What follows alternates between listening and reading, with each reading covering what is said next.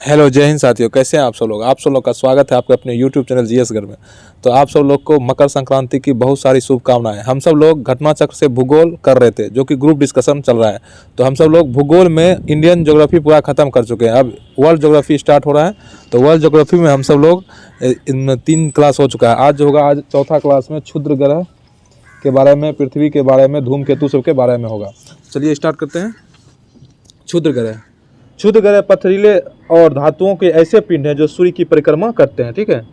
अधिकांश क्षुद्र ग्रह बृहस्पति और मंगल के बीच की एक पट्टी में स्थित है। क्षुद्र ग्रह अधिकांश कहाँ रहते हैं? क्षुद्र ग्रह अधिकांश मंगल और बृहस्पति के मध्य रहते हैं। मंगल और बृहस्पति के मध्य रहते हैं। सभी क्षुद्र ग्रह अनियमित आकार के होते हैं। मंगल और बृहस्पति की कक्षाओं के बीच सूर्य के चारों ओर क्षुद्र ग्रह परिक्रमा करता है। ठीक है। अधिकांश क्षुद्र ग्रह कैसे होते हैं? छोटे होते हैं, किंतु कुछ का व्यास 1000 किलोमीटर तक बड़ा तथा कुछ का व्यास कैसा कितना होता है? 1000 किलोमीटर तक बड़ा होता है। जैसे कि हो गया सेरेस हो गया। सौर मंडल में अवस्थितों के अनुसार क्षुद्र ग्रह के श्रेणीबद्ध किया जाता है। मुख्य पेटी इसमें से सूर्य 2-4 खगोल इकाइयों की दूरी पर मंगल और बृहस्पति ग्रहों के बीच स्थित चट्टानी टुकड़े होते हैं। इस समूह के प्रमुख क्षुद्र ग्रह Hungaria, Flora, Phocaea, Koronis, Eos, Themis, Cybele, Hilda. क्षुद्र ग्रह का नाम बताइए तो? हंगेरिया, फ्लोरा, फोकिया, कोरोनिस और इओस, थेमिस, सीबेल, हिल्डा। ठीक ना। पृथ्वी के निकट के क्षुद्र ग्रह 3 मुख्य कक्षाओं में होते हैं: आमोर, अपोलो, एटन। ठीक ना। पृथ्वी के निकट क्षुद्र ग्रह आमोर, अपोलो, एटन 3 मुख्य कक्षाओं में होते हैं। आमोर, अपोलो एवं एटन प्रमुख है। ट्रोजन्स जो है यह बृहस्पति के लैग्रेंज बिंदु के समीप स्थित है। ट्रोजन्स कहाँ है? बृहस्पति के लैग्रेंज बिंदु पर समीप स्थित है। इस पेटी में कुल 100 क्षुद्र ग्रह को पहचाना जा चुका है। इस पेटी में कुल कितने क्षुद्र ग्रह पहचाना जा चुका है? 100 क्षुद्र ग्रह को पहचाना जा चुका है। इटली के खगोल शास्त्री पियाजे ने क्षुद्र ग्रह सीरस की खोज की थी। और पलास, जूनो तथा बेस्टा अन्य बड़े क्षुद्र ग्रह हैं। 23 सितंबर 2019 के अंतर्राष्ट्रीय खगोलीय संघ के द्वारा वर्ष 2006 में खोजे गए एक क्षुद्र ग्रह को अब प्रसिद्ध भारतीय शास्त्र गायक पंडित जसराज के नाम से जाना जाएगा।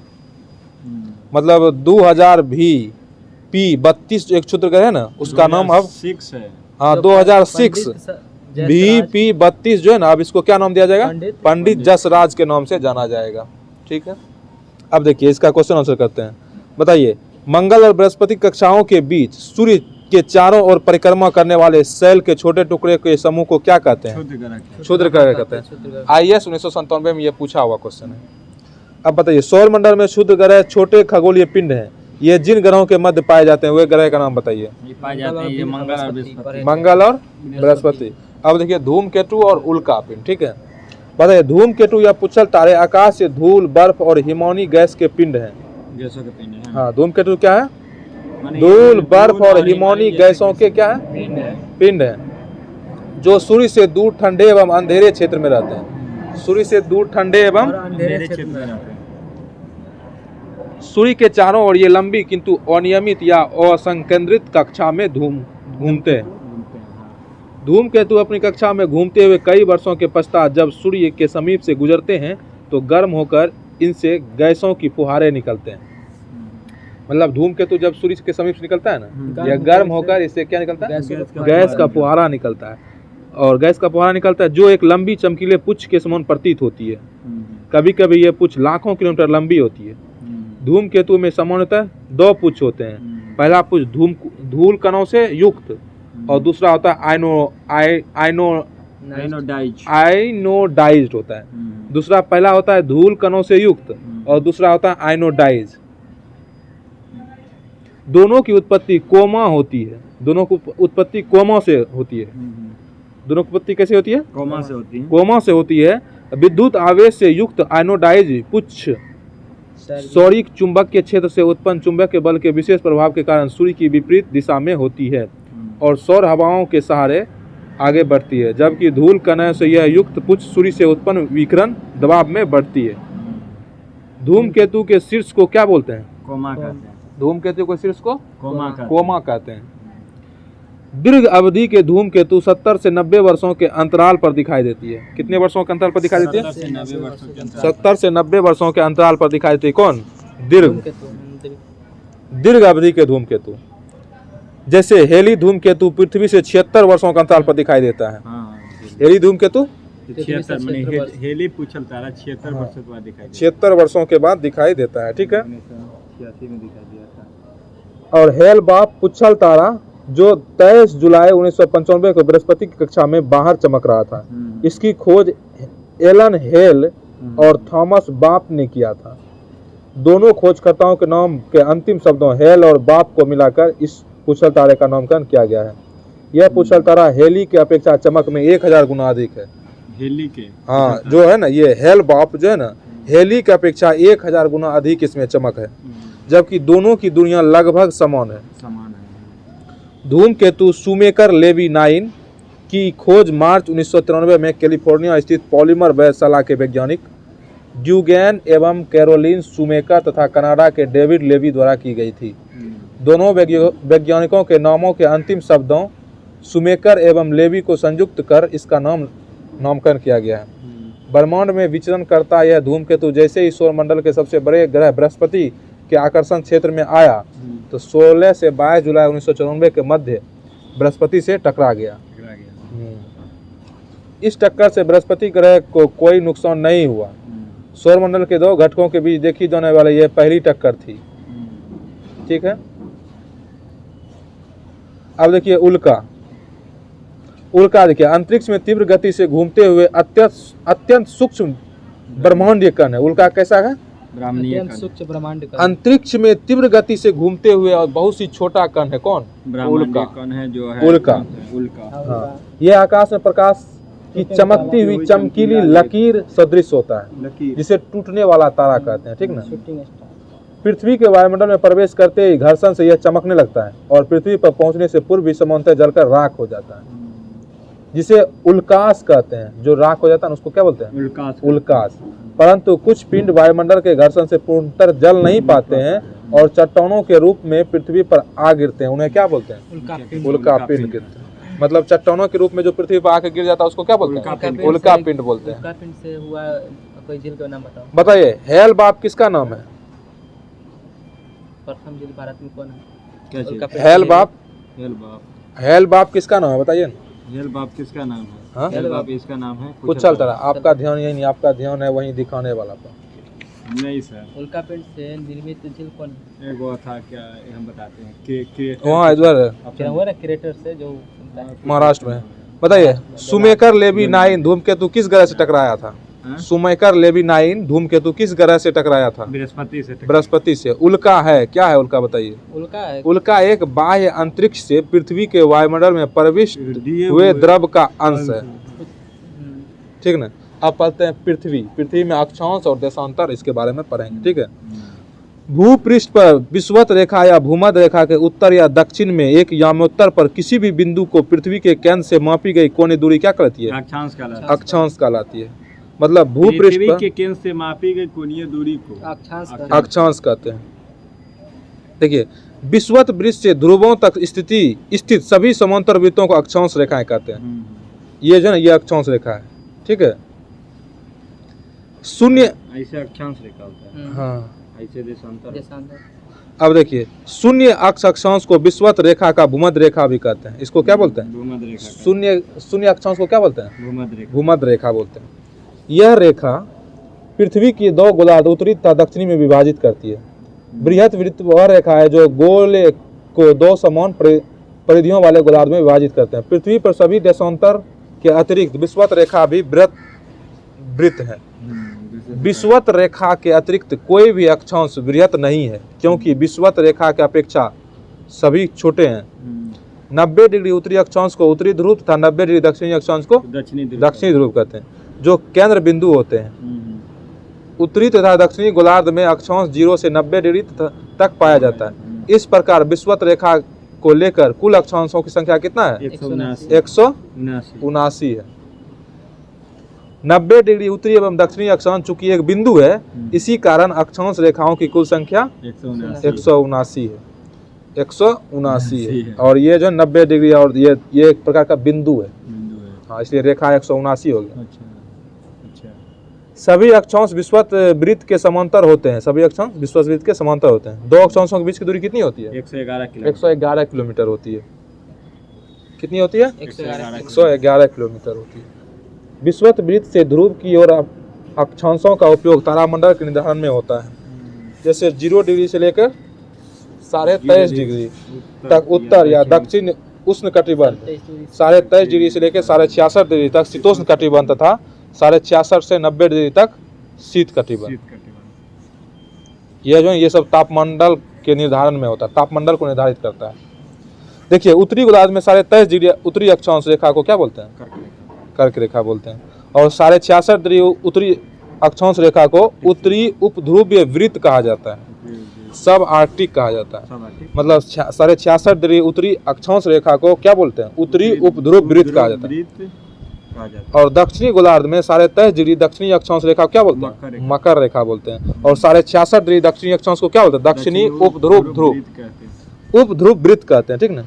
शून्य अंश अक्षांश रेखा एवं शून्य अंश देशांतर रेखा का मिलन अफ्रीका के पश्चिम भाग पर स्थित गिनी की खाड़ी में होता है। हाँ, गिनी की खाड़ी में कहाँ होता है? शून्य अंश देशांतर रेखा। हाँ, शून्य अंश अक्षांश रेखा और शून्य अंश देशांतर रेखा दोनों कहाँ मिलता है? मिलता है अफ्रीका के पश्चिमी भाग पर गिनी की खाड़ी में। कहाँ मिलता है शून्य अक्षांश रेखा, शून्य अंश देशांतर रेखा? अफ्रीका के गिनी की पहाड़ी, खाड़ी गिनी के खाड़ी में। यह खाड़ी अटलांटिक महासागर में स्थित है। कहाँ है? अटलांटिक महासागर। यह खाड़ी कहाँ है? अटलांटिक महासागर में स्थित है। शून्य द्वीप एक काल्पनिक क्षेत्र है। शून्य द्वीप कैसा है? नल आइसलैंड एक काल्पनिक क्षेत्र है जो शून्य अंश अक्षांश रेखा और शून्य अंश देशांतर रेखा के मिलन बिंदु पर दक्षिण अटलांटिक महासागर में स्थित है। गलोब तथा मानचित्र पर किसी स्थान, शहर एवं देश के उत्तरतम एवं दक्षिणतम अवस्थिति का निर्धारण अक्षांशों के द्वारा होता है। 0 डिग्री अक्षांश के उत्तर जिस स्थान का अक्षांश मान जितना अधिक होगा, उसकी स्थिति सापेक्ष रूप से कम अक्षांश वाले स्थान से उतनी ही अधिक उत्तर मानी जाती है। जैसे बीजिंग में 39 डिग्री 55 मिनट नॉर्थ और नई दिल्ली 23 डिग्री 38 मिनट नॉर्थ और न्यूयॉर्क में 40 डिग्री 45 मिनट नॉर्थ तथा रोम में 41 डिग्री 54 मिनट नॉर्थ में सर्वाधिक उत्तर में स्थित नगर रोम होगा। यह विमान उत्तर 30 डिग्री उत्तरी अक्षांश और 50 डिग्री पूर्वी देशांतर से उड़ान भरता है और पृथ्वी पर विपरीत सिरे पर नीचे उतरता है, तो वह 30 डिग्री दक्षिणी अक्षांश 130 डिग्री पश्चिमी देशांतर पर होगा।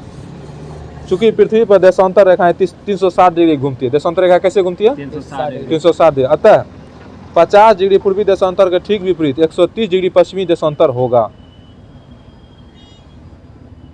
पृथ्वी के लगभग गोलाकार संरचना के कारण 30 डिग्री उत्तरी अक्षांश के विपरीत 30 डिग्री दक्षिणी अक्षांश होगा। क्वेश्चन आंसर देखिए, एक स्थान की जो सही अक्षांश स्थिति हो सकती है वह बताइए। 45 डिग्री दक्षिण। 45 डिग्री दक्षिण। एक स्थान की जो सही अक्षांश स्थिति हो सकती है वह है, ऑप्शन में दे रहे हैं, 91 डिग्री उत्तर, 45 डिग्री पूर्व, 45 डिग्री दक्षिण, 91 डिग्री पश्चिम, 45 डिग्री दक्षिण। बताइए निम्नलिखित में से कौन सा एक गलोब पर वृहत वृत्त नहीं है? ऑप्शन दे रहे हैं, विषुवत रेखा, मुख्य देशांतर रेखा, 60 डिग्री पूर्वोत्तर पूर्वी देशांतर रेखा, 60 डिग्री उत्तरी अक्षांश रेखा। 60 डिग्री उत्तरी अक्षांश रेखा जो है ना, गलोब पर वृहत वृत्त नहीं है। बताइए शून्य अंश अक्षांश तथा शून्य अंश देशांतर कहाँ अवस्थित है? अटलांटिक महासागर में। प्रधान याम्योत्तर तथा विषुवत रेखा का परिच्छेदन बिंदु अवस्थित है अंध महासागर। कहाँ है? हिंद अटलांटिक महासागर में, उसी को अंध महासागर बोलते हैं, अटलांटिक महासागर को। बताइए एक विमान 30 डिग्री उत्तरी अक्षांश 50 डिग्री पूर्वी देशांतर से उड़ान भरता है और पृथ्वी पर विपरीत सिरे पर नीचे उतरता है, वह कहाँ उतरेगा? बताइए। 30 डिग्री दक्षिणी अक्षांश और 130 डिग्री पश्चिमी देशांतर उतरेगा। हाँ, 30 डिग्री दक्षिणी अक्षांश और 130 डिग्री पश्चिमी देशांतर पर उतरेगा ना। अच्छा ये बताइए, निम्नलिखित नगरों में से कौन दूरतम उत्तर में अवस्थित है? ऑप्शन दे रहे हैं, बीजिंग, नई दिल्ली, न्यूयॉर्क, रोम। रोम। रोम जो है सबसे कहाँ उत्तर में स्थित है। 41 डिग्री पर है। रोम 41 degree 54 minute north. New York 40 degree 45 minute. हाँ, अब तो देशांतर पढ़ते हैं, ठीक है। देशांतर, देखिए देशांतर विषुवत वृत्त के साथ बनी वह कोणीय द्वीप दूरी है जो जिसे डिग्री में मापा जाता है। उत्तरी तथा दक्षिणी ध्रुव को मिलाने वाली रेखा को क्या बोलते हैं? मिलाने वाली रेखा को इसको बोलते हैं देशांतर कहते हैं। देशांतर रेखा की लंबाई बराबर होती है। देशांतर रेखा की लंबाई कैसी होती है? बराबर होती है। देशांतर रेखा ऐसे पूर्व से पश्चिम की ओर, ऊपर से नीचे। हाँ, उत्तर से दक्षिण। देशांतर रेखा की लंबाई बराबर होती है। सभी देशांतर रेखाएं लगभग भूमध्य रेखा जितनी लंबी होती है और वृहत वृत्त कहलाती है। देशांतर रेखाएं भूमध्य रेखा के समकोण पर काटती है। देशांतर रेखाएं भूमध्य रेखा को समकोण पर काटती है। देशांतर रेखाओं के बीच की दूरी विषुवत वृत्त पर अधिकतम 111.3 किलोमीटर तथा ध्रुव पर न्यूनतम 0 किलोमीटर होता है। मैंने सबसे ज्यादा विषुवत पर विषुवत पर कितना होता है? 111.3 और ध्रुव पर 0 किलोमीटर था। अक्षांश का था 111 किलोमीटर। हाँ, लेकिन इसके 111.3 किलोमीटर, यानी कहने का मतलब कि विषुवत पर सबसे ज्यादा अधिकतम होता है। हाँ, लेकिन न्यूनतम जो हो जाता है इसका ध्रुव ध्रुव पर। पर। देखिए मध्य में अर्थात 45 डिग्री अक्षांश पर यह 79 किलोमीटर होता है, जिसे देशांतर रेखा के संदर्भ में अन्य देशांतर रेखाओं की गणना की जाती है। उसे प्रधान मध्याह्न रेखा कहते हैं। वाशिंगटन डीसी में 24 अक्टूबर 1884 को 22 अक्टूबर 1884 को हुई अंतर्राष्ट्रीय बैठक में इंग्लैंड में लंदन के पूर्व में ग्रीनविच नामक स्थान पर रॉयल वेधशाला से गुजरने वाली देशांतर रेखा को प्रधान मध्याह्न माना गया है और इसे ग्रीनविच मध्याह्न के नाम दिया गया है। इस समय ग्रीनविच मध्याह्न को शून्य मानकर बाकी देशांतर की गणना की जाती है। प्रधान मध्याह्न को 0 डिग्री मानकर इसे पूर्व तथा पश्चिम में 180 डिग्री देशांतर रेखाएं खींची जाती है। इस प्रकार पूर्ण गोलाकार पृथ्वी पर कुल 360 डिग्री देशांतर होते हैं। जो देशांतर रेखाएं प्रधान मध्याह्न के पूर्व में खींची जाती है उन्हें पूर्वी देशांतर तथा जो देशांतर रेखाएं प्रधान मध्याह्न से पश्चिम में खींची जाती है उसे पश्चिमी देशांतर कहते हैं। 180 डिग्री पूर्वी तथा पश्चिमी देशांतर रेखा एक ही है। 180 डिग्री पूर्वी और 180 डिग्री पश्चिमी देशांतर रेखा दोनों एक ही रेखा है, ठीक है, एक ही रेखा है। हाँ, यह प्रधान मध्याह्न के विपरीत दिशा में होती है। प्रधान मध्याह्न अर्थात ग्रीनविच रेखा से किसी स्थान की पूर्व अवस्था पश्चिम की ओर कोणात्मक दूरी को उस स्थान का देशांतर कहते हैं, ठीक है। बताइए, देशांतर तथा समय का संबंध पृथ्वी के अक्ष पर उसके घूर्णन के कारण होता है। देशांतर तथा समय का संबंध पृथ्वी के अक्ष पर उसके घूर्णन के कारण होता है। पृथ्वी अपने अक्ष पर 24 घंटे में एक चक्कर लगाती है और इस प्रक्रिया में 360 डिग्री घूम जाती है। इसका अर्थ यह हुआ कि पृथ्वी 1 घंटे में 15 डिग्री घूम जाती है। 1 घंटे में कितना घूमती है? 15 डिग्री घूम जाती है पृथ्वी। 360/24। अतः यदि दो स्थान एक दूसरे के 15 डिग्री पूर्व तथा पश्चिम में है तो उसके समय में 1 घंटे का अंतर हो जाएगा।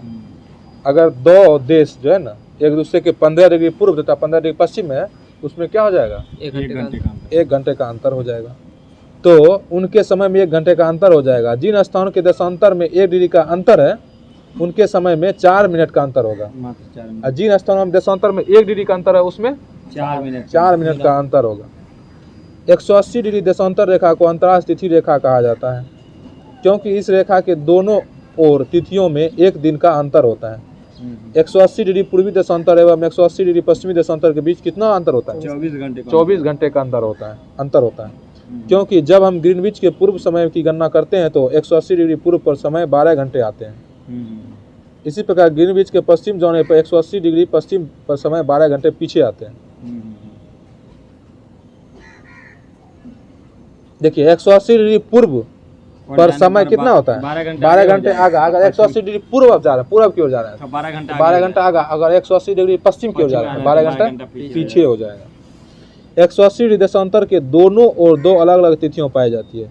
जब इस रेखा से पूर्व की ओर जाते हैं तो 1 दिन कम किया जाता है और इस रेखा से पश्चिम की ओर जाते हैं तो 1 दिन बढ़ा दिया जाता है। पूर्व की ओर जाते हैं तो एक दिन कम हो जाएगा, कम किया जाता है। हाँ, कम ऐसे तो बढ़ ही जाता है। पूर्व की ओर जाइएगा तो 12 घंटा। हाँ, और पश्चिम की ओर जाइएगा तो 12 घंटा कम हो जाता है। हाँ इसलिए जब पूरब की ओर बढ़ते हैं तो एक दिन कम कर दिया जाता है और पश्चिम की ओर बढ़ते हैं तो एक दिन बढ़ा दिया जाता है। इस सर्वी प्राइस हाँ देखिए, विश्व के 360 डिग्री देशांतर को 24 टाइम जोनों में विभाजित किया गया है। 360 डिग्री देशांतर को कितने टाइम जोन में? 24 टाइम जोनों में 24 टाइम जोन में विभाजित किया गया, अर्थात प्रत्येक टाइम जोन में 1 घंटे का तथा एक देशांतर में 4 मिनट का अंतर आता है। होता है। हाँ, प्रत्येक टाइम में प्रधान मध्याह्न रेखा द्वारा अंतर्राष्ट्रीय मानक समय का निर्धारण किया जाता है। किया जाता है। प्रधान मध्याह्न रेखा कहाँ से गुजरती है? ये प्रधान मध्याह्न रेखा आपको तो देखिए, यूनाइटेड किंगडम से फ्रांस, स्पेन, अल्जीरिया, माली, बुर्किना फासो, टोगो, घाना, अंटार्कटिका से गुजरती है, ठीक ना। प्रधान मध्याह्न रेखा का किसको पता है? विषुवत रेखा है, विषुव बीजों 0 डिग्री देशांतर रेखा को प्रधान मध्याह्न रेखा बोलते हैं। देशांतर रेखा। हाँ, 0 डिग्री को कौन सा रेखा बोलते हैं? प्रधान मध्याह्न रेखा प्रधान में का और उसको देशांतर को बोलते हैं। देशांतर 0 डिग्री देशांतर को प्रधान मध्याह्न रेखा, मध्याह्न रेखा। ठीक है। ये देखिए प्रधान मध्याह्न रेखा हुआ ये। देखिए ये कौन कौन राष्ट्र कौन कौन से गुजरते हैं? यूनाइटेड किंगडम हो गया, यूनाइटेड किंगडम फ्रांस हो गया, स्पेन हो गया, अल्जीरिया हो गया, माली हो गया, बुर्किना फासो हो गया, टोगो हो गया, घाना हो गया और अंटार्कटिका हो गया, जो कि दक्षिणी ध्रुव से गुजरती है। अंटार्कटिका दक्षिणी ध्रुव। ब्रिटेन कहते हैं कुछ ऐसे देश हैं जो जीएमटी ग्रीनविच मीन टाइम से इतर होते हैं, मतलब इतर होते हुए भी जीएमटी के मानक समय का ही उपयोग करते हैं।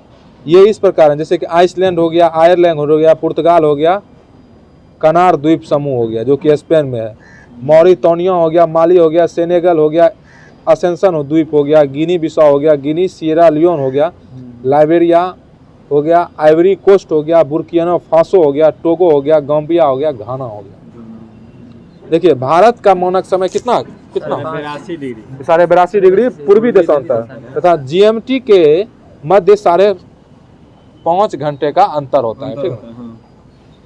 इंग्लैंड के ग्रीनविच के स्थित रॉयल और ऑब्जर्वेटरी की घोषणा अनुसार भारत में नई सहस्त्राब्दी के सूर्योदय की प्रथम किरण निकोबार द्वीप समूह के कटचल द्वीप पर दिखाई देता है। प्रथम सूर्योदय कहाँ दिखाई देता है? कटचल द्वीप पर। निकोबार द्वीप के कटचल द्वीप पर दिखाई देता है।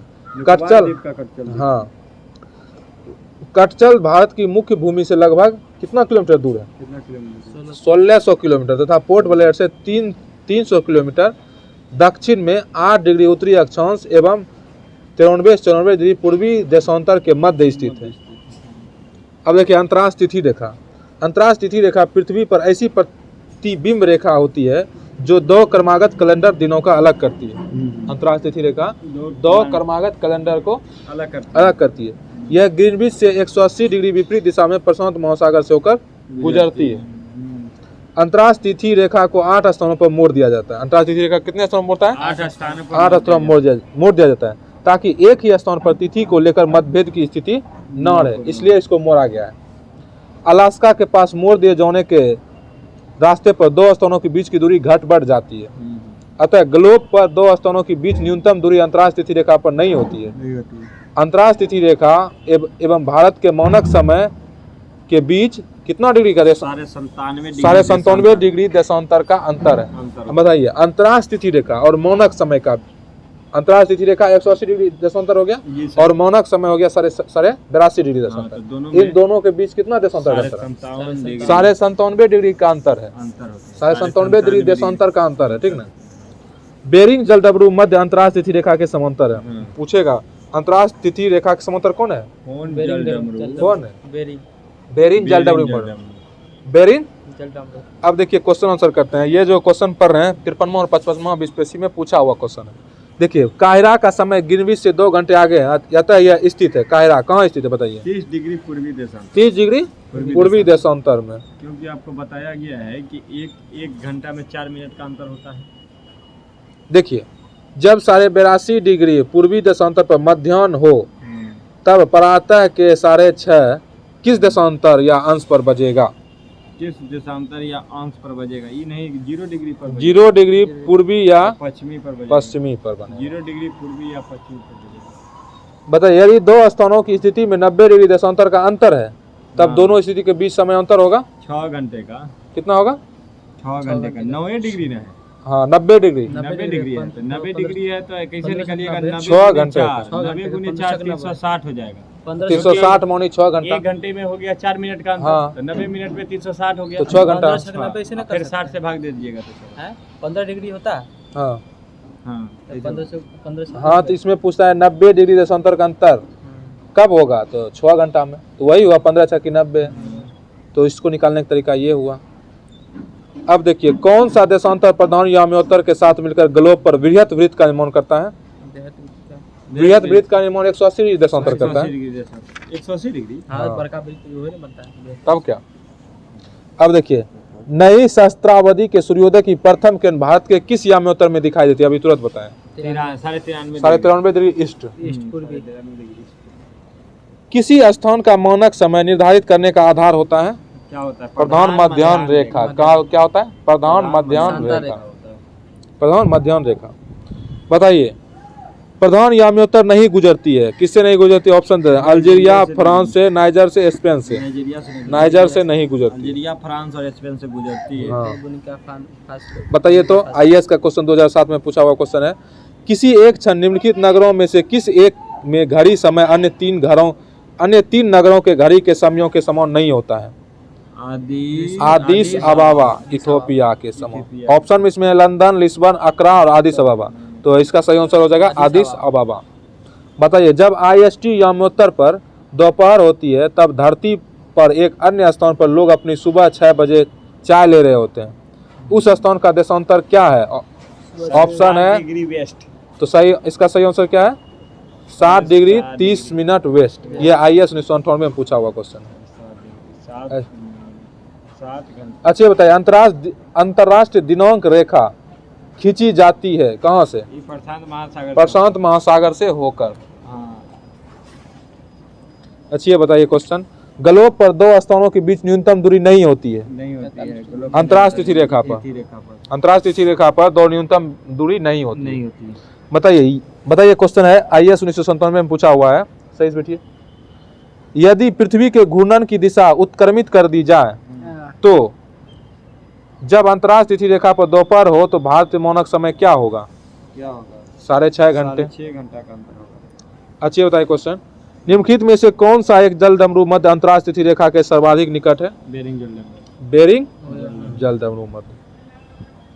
ठीक है, ये सब बनाने वाला है। अब देखिए किसी जहाज को सबसे कम समय में एक स्थान से दूसरे स्थान तक जाने के लिए निम्न में से किसे मार्ग बनाना चाहिए? देशांतर को। मतलब किसी जहाज को सबसे कम समय में एक स्थान से दूसरे स्थान तक जाने के लिए निम्न में से किसे मार्ग बनाना चाहिए? देशांतर को बनाना चाहिए। आगे का क्वेश्चन है, किसी जगह का स्थानीय समय 6 सुबह बज रहा है, ठीक ना, जबकि ग्रीनविच मीन टाइम 3 बजे सुबह बज रहा है, तो क्या घंटा उस जगह की देशांतर रेखा क्या होगी? 6 बज रहा है, 3 बजे रहा है यहाँ, 45 डिग्री पूर्व। ये अति वाला सवाल है, इसको 15 घंटा का, कितना घंटा का अंतर? 1 घंटा में 15 45 डिग्री पूर्व होगा। अब देखिए निम्न में से कौन एक समय की प्राकृतिक इकाई नहीं है? निम्न में से कौन सा एक समय की प्राकृतिक इकाई नहीं है? ऑप्शन दे रहे हैं, उष्ण कटिबंधीय वर्ष, चंद्र वर्ष, मानक समय, दिवस। मानक समय नहीं है, ठीक ना। बताइए विषुवत रेखा या भूमध्य रेखा, ठीक ना। आपको क्या पढ़ेंगे, विषुवत रेखा या भूमध्य रेखा? पढ़िए। विषुवत रेखा पर बताइए तो कितना देश उस पर टच करता है? विषुवत रेखा पर कितना देश है? 13।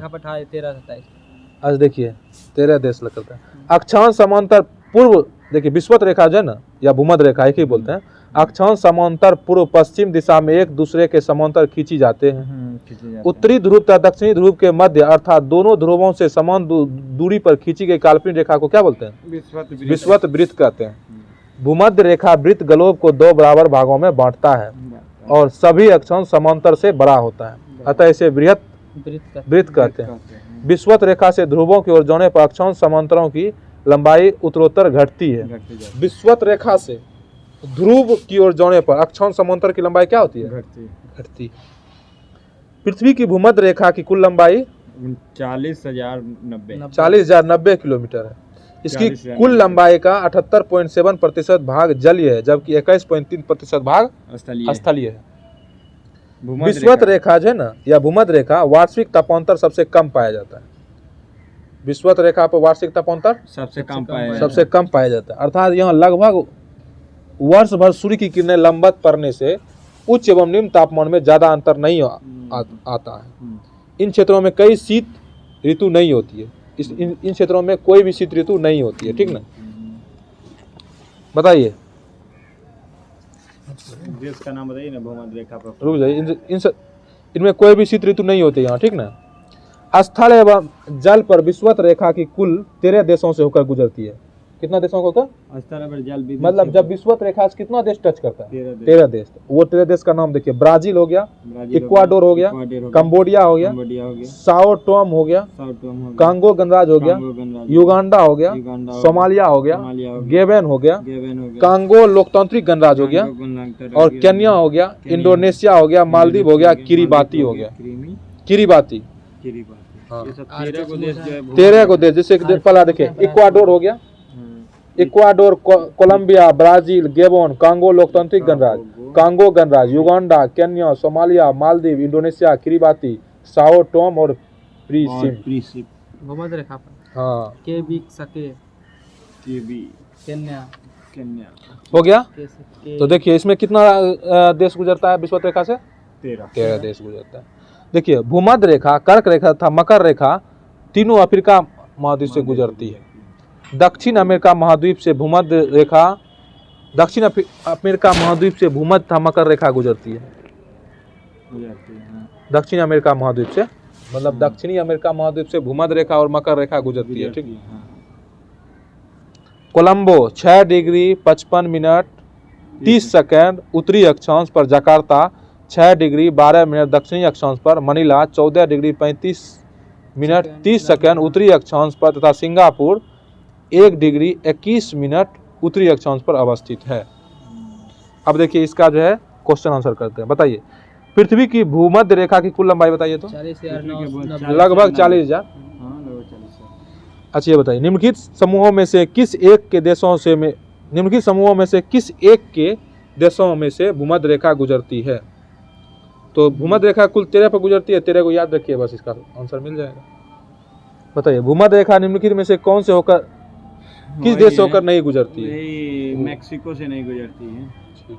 अच्छा ये क्वेश्चन बताइए, जिस अक्षांश पर वास्तविक तापांतर न्यूनतम होता है वह क्या होता है? बताइए। भूमध्य रेखा। निम्नलिखित नगरों में से कौन सा एक भूमध्य रेखा के सर्वाधिक निकट है? ऑप्शन दे रहे, Colombo, Jakarta, Manila, Singapore. Singapore भूमध्य रेखा से निकटतम 1 डिग्री 21 मिनट उत्तरी अक्षांश पर, ठीक है। बताइए भूमध्य रेखा, कर्क रेखा और मकर रेखा तीनों निम्न में से किस एक महाद्वीप से गुजरती है? अफ्रीका महाद्वीप। अब हम सब लोग कर्क रेखा पढ़ते हैं, ठीक ना। कर्क रेखा बताइए, उत्तरी गोलार्ध 23.5 डिग्री उत्तरी अक्षांश रेखा को क्या बोलते हैं? कर्क रेखा कहते हैं। पृथ्वी के अक्षीय झुकाव तथा परिक्रमण गति के कारण पृथ्वी के उत्तरी गोलार्ध में 23.5 डिग्री उत्तरी अक्षांश पर स्थित कर्क रेखा 21 मार्च से सूर्य की ओर उन्मुख होने प्रारंभ कर देती है। मतलब है कि पृथ्वी के अक्ष झुकाव तथा परिक्रमण गति के कारण पृथ्वी के उत्तरी गोलार्ध में 23.5 डिग्री उत्तरी अक्षांश पर स्थित कर्क रेखा 21 मार्च से सूर्य की ओर उन्मुख होना प्रारंभ कर देती है। 21 मार्च से कर्क रेखा सूर्य की ओर मतलब घूरने लगती है, ठीक ना। 3 माह बाद 21 जून को कर्क रेखा सूर्य के ठीक सामने होती है। 21 जून को कर्क रेखा सूर्य के ठीक सामने। 21 मार्च वह सूर्य की ओर जाने लगता है और 21 जून को वह सूर्य के सामने आ जाता है। अर्थात इस स्थिति को सूर्य कर्क रेखा पर लंबवत चमकता है। तो 21 जून की इस तिथि को कर्क संक्रांति या ग्रीष्म अयांत कहते हैं। कर्क संक्रांति कितने जून को होता है? 21 जून को कर्क संक्रांति होता है। क्यों? क्योंकि सूर्य जो है ना यहाँ लंबवत चमकने लगता है।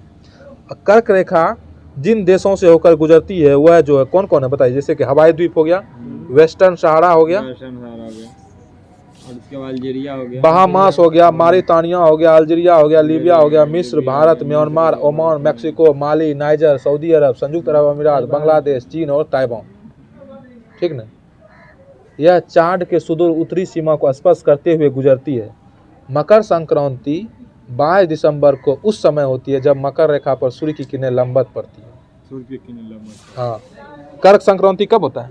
कर्क 22 संक्रांति, सितंबर, 22 कर्क दिसंबर। संक्रांति 21 जून को। 21 जून का, कर्क और मकर संक्रांति 22 दिसंबर। 22 दिसंबर को होता है जब मकर रेखा पर बहुत लेगा मकर संक्रांति पर नहीं दे जनवरी को मान लेगा। मकर संक्रांति 22 दिसंबर के समय होता है जब मकर रेखा पर सूर्य की किरणें मकर लंबवत संक्रांति 22 दिसंबर को। ठीक है। ठीक तो है। जब मकर रेखा पर सूर्य की किरणें लंबवत पड़ती है कब? 22 दिसंबर को पड़ती है, उसी को मकर संक्रांति बोलते हैं। चूंकि पृथ्वी अपने अक्ष पर 23.5 डिग्री झुकी हुई है, इसलिए मकर रेखा पर जब 90 डिग्री सूर्य का उन्नयास कोण बनता है, इसलिए मकर रेखा पर जब 90 डिग्री सूर्य का उन्नयास कोण होगा, ठीक इसी समय पर कर्क रेखा पर 43 डिग्री का कोण बनेगा। 90 डिग्री माइनस 47 डिग्री बराबर 43 डिग्री का कोण बनेगा। मकर रेखा से कर्क रेखा की दूरी कितना है?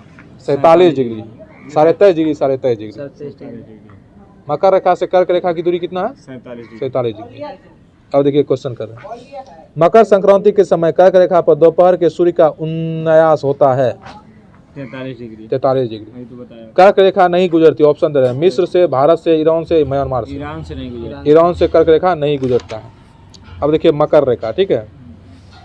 दक्षिणी गोलार्ध में 23.5 डिग्री दक्षिणी अक्षांश रेखा को मकर रेखा कहा जाता है। 23.5 डिग्री दक्षिणी अक्षांश रेखा को मकर रेखा कहा जाता है। सूर्य की किरणें मकर रेखा पर लंबवत कब पड़ता है बताइए? 21 से 22। 21 या 22 दिसंबर पर। 21-22 दिसंबर। 21 मकर रेखा पर सूर्य की किरणें कब पकड़ता है? 21 और 22। 21 या 22 दिसंबर। इस दिन दक्षिणी गोलार्ध का सबसे बड़ा दिन होता है। 21 या 22 दिसंबर दक्षिणी गोलार्ध का सबसे बड़ा दिन होता है। इस दौरान दक्षिणी गोलार्ध में निम्न वायुदाब अर्थात ग्रीष्म ऋतु आती है। ग्रीष्म ऋतु हाँ, दक्षिणी गोलार्ध में कब ग्रीष्म ऋतु आती है?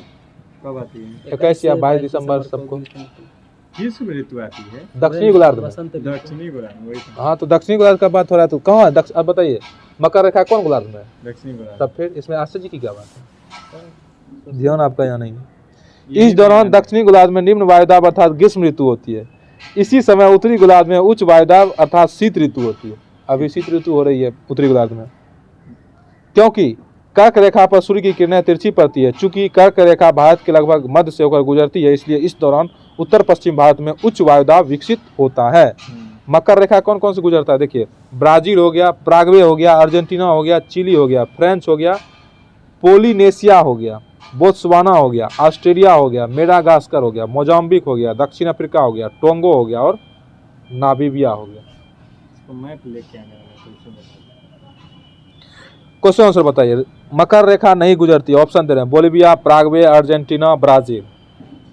Bolivia, Paraguay. बोलिविया से नहीं गुजरती है मकर रेखा। बोलिविया। हाँ, बोलिविया। बताइए अब जो है ना, दिन और रात कैसे होता है इसके बारे में बताते हैं, ठीक ना? दिन और रात, जी सर। ठीक है। क्या हो गया, थक गए क्या? उस तरह से बैठे। बताइए, दिन और रात। पृथ्वी सौर मंडल में 2 प्रकार की गति करता है, घूर्णन गति और दैनिक, और इसे दैनिक गति कहते हैं। घूर्णन गति, घूर्णन गति को ही दैनिक देखिए, कहते हैं, और दूसरा परिक्रमण गति, इसे वार्षिक गति कहते हैं। वार्षिक गति कहते हैं। घूर्णन गति को क्या बोलते हैं? वार्षिक गति। घूर्णन गति को वार्षिक गति बोलते हैं। नहीं, घूर्णन गति को परिक्रमण गति, घूर्णन गति को दैनिक गति, और परिक्रमण गति को वार्षिक गति। पृथ्वी सदैव अपने अक्ष पर पश्चिम से पूर्व दिशा में घूमती है। कैसे घूमती है? पश्चिम से पूरब में। पृथ्वी अपने अक्ष पर पश्चिम से पूर्व दिशा में घूमती है, जिसे पृथ्वी का घूर्णन या परिभ्रमण कहते हैं। इसके कारण दिन और रात होते हैं। पृथ्वी अपने अक्ष पर 23.5 डिग्री झुकी हुई है। 23.5 डिग्री पृथ्वी ठीक बात अपने है। अक्ष पर इसलिए सदैव दिन रात बराबर नहीं होती है। नहीं होती। विषुवत रेखा सदैव दिन रात बराबर होती है। विषुवत रेखा पर दिन और रात, ये क्वेश्चन पूछता है बहुत। हाँ, विषुवत रेखा पर, किस रेखा पर दिन और रात बराबर विषुवत रेखा पर दिन और रात बराबर होते हैं? क्योंकि इसे प्रकाश वृहत हमेशा 2 बराबर भागों में बांटता है। 21 मार्च से 23 सितंबर की अवधि में उत्तरी गोलार्ध सूर्य का प्रकाश 12 घंटे या अधिक समय तक प्राप्त करता है। अतः यहाँ दिन बड़े एवं रात छोटे होते हैं। 21 मार्च से 23 सितंबर तक। उस तरह से क्यों कर रहे हैं? ठीक से पढ़िए, आप ठीक से बैठिए, झूठ मूठ का डिस्टर्ब हो रहे हैं। बताइए, उत्तरी गोलार्ध सूर्य का प्रकाश 12 घंटे या अधिक समय तक प्रकाश प्राप्त करता है। अतः यहाँ दिन बड़े एवं रात छोटे होते हैं। जैसे जैसे उत्तरी ध्रुव की ओर बढ़ते जाते हैं, दिन की अवधि भी बढ़ती जाती है। उत्तरी ध्रुव के जैसे जैसे बढ़ते हैं, दिन की अवधि बढ़ती जाती है। जैसे अभी उत्तरी ध्रुव पर दिन की अवधि 6 महीने की होती है। उत्तरी ध्रुव पर दिन का अवधि 6 महीने पर। ठीक तो है। 6 महीने का, हाँ, यानी अधिक ना होता है। जैसे जैसे हम उत्तरी ध्रुव की ओर बढ़ते हैं दिन की अवधि भी बढ़ती जाती है। उत्तरी ध्रुव पर जैसे जैसे बढ़ते जाते हैं दिन की अवधि बढ़ती जाती है। देखिए सुनिए शुरू से, इसलिए बोलते हैं डिस्टर्ब हो रहे हैं आप सब लोग। हाँ, बताइए सर। 21 मार्च से 23 सितंबर की अवधि में उत्तरी गोलार्ध सूर्य का प्रकाश 12 घंटे या अधिक समय तक प्राप्त करता है। उत्तरी गोलार्ध 12 घंटे या अधिक प्राप्त करता है। अतः यहाँ दिन बड़े एवं रात छोटी होती है। देखिए 21 मार्च और 23 सितंबर को ना उत्तरी गोलार्ध में सूर्य का प्रकाश ज्यादा देर तक पड़ता है, इसलिए दिन की अवधि बड़ी होती है और रात की अवधि छोटी होती है। और देखिए जैसे जैसे उत्तरी ध्रुव की ओर बढ़ते हैं तो दिन की अवधि अब बढ़ती चली जाती है। इसलिए जैसे जैसे सबसे ज्यादा हम उत्तरी ध्रुव पर चल जाएंगे तो वहाँ दिन क्या हो जाएगा, 6 महीने का दिन 6 महीने का रात हो जाएगा। तो 23 सितंबर से 21 मार्च तक सूर्य का प्रकाश दक्षिणी गोलार्ध में 12 घंटे या अधिक समय प्राप्त होता है। जैसे जैसे दक्षिणी ध्रुव की ओर जाते हैं वैसे वैसे दिन की अवधि भी बढ़ती चली जाती है। दक्षिणी ध्रुव में जैसे जैसे जाते हैं दिन की अवधि बढ़ती चली जाती है। दक्षिणी ध्रुव पर इसी कारण 6 महीने का दिन हो जाता है। कब? 23 सितंबर से 21 मार्च तक, और उत्तरी गोलार्ध में 21 मार्च से 23 सितंबर तक, और दक्षिणी गोलार्ध में 23 मार्च से 21 सितंबर तक। सॉरी, दक्षिणी गोलार्ध में 23 सितंबर, दक्षिणी गोलार्ध में 23 सितंबर से 21 मार्च तक। जैसे जैसे हम दक्षिण को जाते हैं दिन की अवधि बढ़ती चली जाती है, और सबसे ज्यादा जब हम उत्तर में चल जाते हैं, मतलब सबसे ज्यादा हम दक्षिण में चल जाते हैं, दक्षिण ध्रुव पर जब चल जाते हैं तो वहाँ क्या होता है, 6 महीने का दिन 6 महीने का रात। पृथ्वी अपने अक्ष पर घूर्णन के साथ सूर्य के चारों ओर दीर्घ वृत्ताकार मार्ग पर लगभग 365 दिन या 6 घंटे में एक चक्कर लगाती है। अतः पृथ्वी की सूर्य के सापेक्ष स्थितियां बदलती रहती है। पृथ्वी के परिक्रमण में 4 मुख्य अवस्थाएं होती है तथा इन्हीं विभिन्न अवस्थाओं में ऋतु परिवर्तन होती है। संक्रांतियां वर्ष में 2 बार होती है। ग्रीष्म संक्रांति 21, 20 और 21 जून को, और सूर्य कर्क रेखा पर लंबा चमकता है। ग्रीष्म संक्रांति जो है ना कब होता है, 21 जून को सूर्य 20 या 21 जून को, और सूर्य कर्क रेखा पर लंबा चमकता है। और ग्रीष्म संक्रांति इसी को ग्रीष्म संक्रांति कहते हैं। और 20 और 21 जून को उत्तरी गोलार्ध में दिन की लंबाई सबसे अधिक रहती है। इस अवस्था को कर्क संक्रांति भी कहा जाता है। और इस दिन दक्षिणी गोलार्ध में दिन की लंबाई सबसे कम रहती है। अच्छा, इसी दिन सबसे ज्यादा हो जाता है। 20 और जैसे जैसे अब जैसे 21 जून के बाद होते हैं तो थोड़ा थोड़ा दिन घटते चला जाता है, रात थोड़ा थोड़ा बढ़ते चला जाता है। हाँ, अब देखिए आप देखिए शीत क्रांति, एक होता है ग्रीष्म क्रांति, एक होता है शीत क्रांति। शीत क्रांति होता है 21 से 22 दिसंबर को। 21 देखिए 21 और 22 दिसंबर को सूर्य मकर रेखा पर लंबा चमकता है। हाँ, बताए थे मकर रेखा दक्षिणी गोलार्ध में। इस स्थिति को शीत क्रांति कहते हैं। इस स्थिति में उत्तरी गोलार्ध में दिन की लंबाई सबसे कम रहती है। हाँ। इस अवस्था को मकर संक्रांति भी कहा जाता है। इस समय दक्षिणी गोलार्ध में दिन की लंबाई सबसे अधिक होती है। दक्षिणी गोलार्ध में दिन की लंबाई अधिक होती है। हाँ, उत्तरी गोलार्ध में दिन की लंबाई कम होती है। उल्टा हो जाएगा। अब देखिए 20 या 21 मार्च को वसंत विषुव के समय तथा 22 या 23 सितंबर को शरद विषुव के समय दिन रात बराबर होता है। बताइए दिन रात बराबर कब होता है? 20 और 21 मार्च को बसंत विषुव, हाँ, और 22 और 23 सितंबर को शरद विषुव। इस स्थितियों में सूर्य विषुवत रेखा पर लंबा चमकता है, ठीक ना।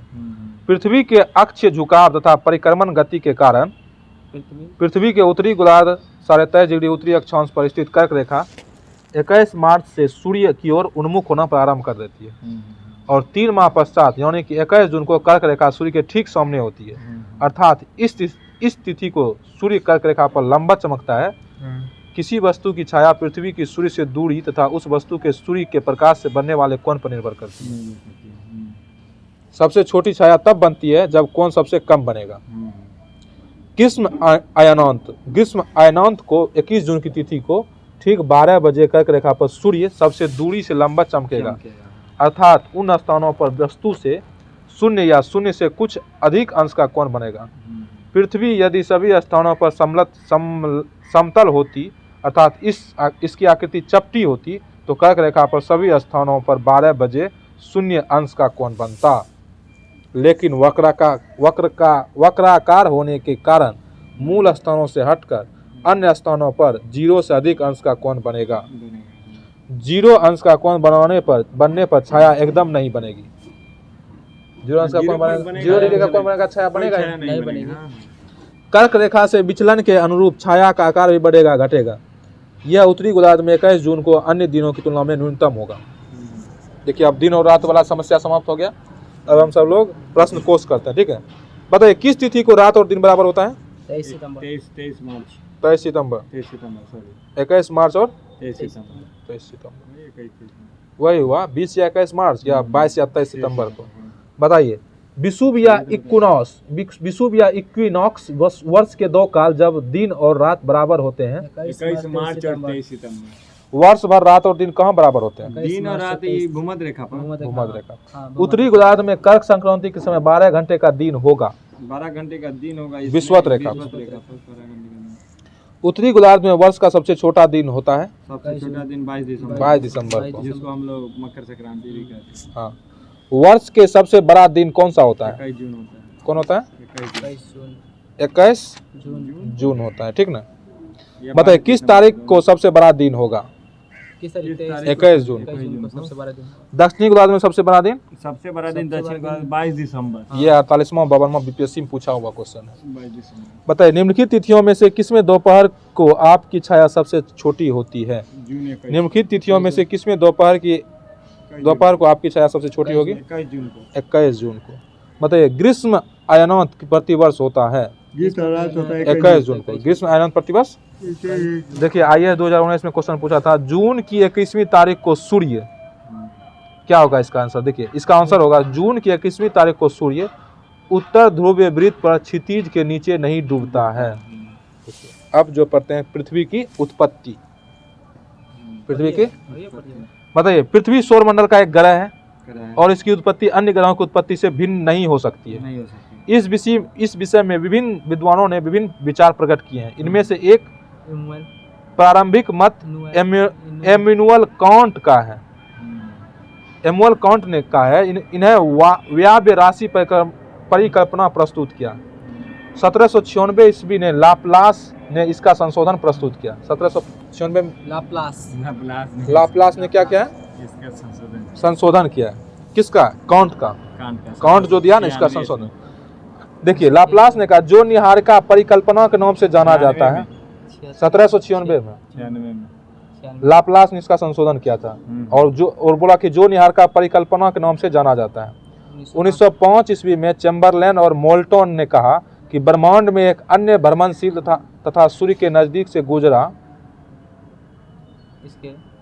देखिए चैम्बरलेन और माल्टन ने कहा कि ब्रह्मांड में एक अन्य भ्रमणशील तारा सूर्य के नजदीक से गुजरा। माल्टोस ने ये कहा और लाप्लास ने कहा कि निहारिका परिकल्पना के नाम से जाना जाता है।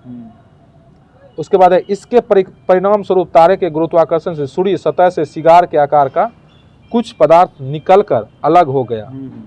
मतलब सूर्य जो है ना, सूर्य सतह से सिगार के आकार का कुछ पदार्थ निकलकर क्या हो गया? अलग हो गया। अलग अलग विद्वानों ने अपना अलग अलग मत दे रहा है, ठीक। और बोला कि यह तारा जब सूर्य से दूर चला गया तो सूर्य सतह से बाहर निकला हुआ यह पदार्थ सूर्य के चारों तरफ घूमने लगा और धीरे धीरे यह संघनित होकर ग्रह के रूप में परिवर्तित हो गया। और उसके बाद देखिए ब्रिटेन के प्रसिद्ध वैज्ञानिक सर जेम्स जीन्स ने 1919 ईस्वी में ज्वारीय परिकल्पना का प्रतिपादन किया। कौन परिकल्पना दिया? ज्वारीय परिकल्पना दिया, ठीक ना। तथा अन्य वैज्ञानिक सर हैरोल्ड जॉफरी ने इनमें संशोधन किया। कुछ बाद सूर्य के साथ सितारे की बात मानी जाने लगी। कुछ बात जो है सूर्य का सितारे की बात मानी जाने लगी। इस तर्क को द्वैतारक सिद्धांत के नाम से जाना जाता है। वर्ष 1943 में रूस के ऑटो शिम्ड तथा जर्मनी के कार्ल वाइजास्कर ने निहारिका परिकल्पना में कुछ संशोधन किया। ऑटो शिम्ड ने अपनी धूल एवं गैस परिकल्पना में ब्रह्मांड में अपार धूल एवं गैस के होने की बात कही। ब्रह्मांड में अपार और गैस होने की बात किसने कही? ऑटो शिम्ड ने। ऑटो शिम्ड ने कहा। जबकि कार्ल वाइजास्कर ने सूर्य की रचना कॉस्मिक धूल से मानी जाती है। कार्ल वाइजास्कर की सूर्य की रचना किसके? कॉस्मिक धूल से मानी जाती है। धूल एवं गैस के कणों में घर्षण तथा टकराव के कारण एक चपटी तस्तरी के रूप में बादल का निर्माण हुआ और अभिवृद्ध प्रक्रम द्वारा ही ग्रहों का निर्माण हुआ।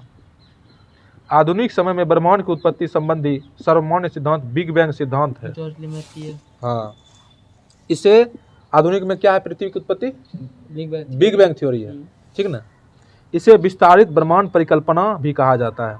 वर्ष 1920 में एडविन हब्बल ने प्रमाण दिया कि ब्रह्मांड एक विस्तार हो रहा है। ब्रह्मांड एक विस्तार हो रहा है, किसने बोला? एडविन हबल ने हब्बल हबल ने बताया था ब्रह्मांड विस्तार हो रहा है। 1920 में। बिग बैंग सिद्धांत के अनुसार ब्रह्मांड में सब कुछ एकाकी परमाणु से आज से लगभग 13.7 अरब वर्ष पहले आया। समय बीतने के साथ आकाशगंगाओं के बीच की दूरियां बढ़ी और वे एक दूसरे से दूर हो गई। आकाशगंगा तारों का क्या है? समूह है। आकाशगंगा तारों का समूह है। तारों का समूह। स्पष्ट है कि प्रारंभ में ब्रह्मांड बहुत छोटे आकार के था। जैसे ब्रह्मांड में फैला अग्निपिंड से विकिरण हुआ और यह फैलकर ठंडा हो गया। हल्के बादल पहले से ही उपस्थित थे। हल्के बादल पहले से उपस्थित है। हाँ।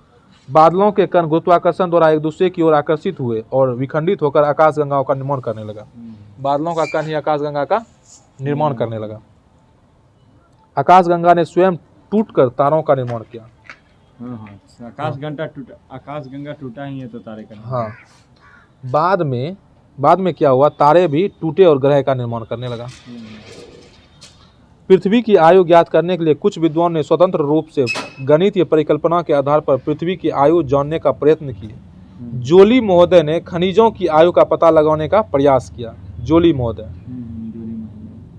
जोली के अनुसार अब्रक खनिज के चतुर्दिक अनेक संकेंद्रीय छल्ले होते हैं। अब्रक क्या होते हैं? खनिज के चतुर्दिक अनेक संकेंद्रीय छल्ले होते हैं। इन्हें जोली ने खनिज हेलो नाम दिया। Professor H.N. रसेल ने यूरेनियम शीशे तथा थोरियम शीशे के आधार पर पृथ्वी का आयु क्रमशः 2 अरब 25 करोड़ तथा 4 अरब 60 करोड़ बताई। 2 अरब 25 करोड़ या 4 अरब 60 करोड़ बताया।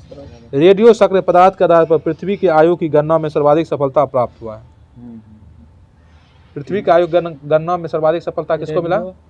रेडियो सक्रिय को। और तथा वर्तमान समय में यह विधि अधिक विश्वसनीय मानी जाती है। यूरेनियम तथा थोरियम किसी न किसी रूप तथा मात्रा में प्रत्येक सेल में पाए जाते हैं। इसलिए रेडियोमेट्रिक डेटिंग विधि का प्रयोग कर पृथ्वी का आयु ज्ञात किया जाता है। बताइए, बिग बैंग सिद्धांत किसने दिया था? जॉर्ज लेमेंटियर ने। निहारिका परिकल्पना किसने दिया था? लाप्लास ने। उल्का परिकल्पना लॉकिया ने। टकराव सिद्धांत कौन दिया था? बफन। टकराव सिद्धांत बफन दिया था। ठीक है। विखंडन का परिकल्पना किसने दिया था? रासगेन ने दिया था। अद्वैतारिका परिकल्पना H.N. रसेल तथा लिलिटन। ज्वारीय परिकल्पना जेम्स सिंह तथा हेराल्डो जोफ्री। और ग्रहाणु परिकल्पना चैम्बरलिन।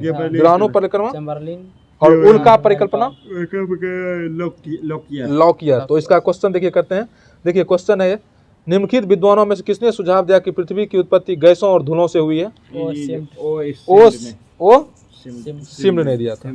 मतलब गैसों की उत्पत्ति जो है ना, धूलों से, गैस और धूलों से हुआ है।